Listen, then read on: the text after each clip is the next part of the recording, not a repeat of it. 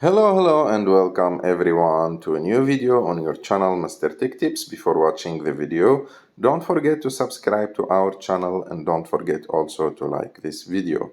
In today's video, I will show you how to react to messages on WhatsApp. To do this, you have just to go open your WhatsApp account and go to the conversation where you have a message or where you have the message that you want to react to. For example, I want to react to this message from me.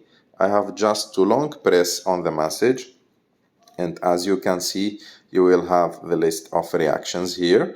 If you want more reactions, you have just to click on the plus icon, and as you can see here, you will find all the possible and all the available reactions that you can use. For example, I will choose this reaction, and as you can see, I reacted to these messages with that emoji. So you can do this to any message that you want, even if the message was sent by you or the other person. I hope that you like this video. If you like this video, don't forget to subscribe to our channel to like this video, and see you in the next one.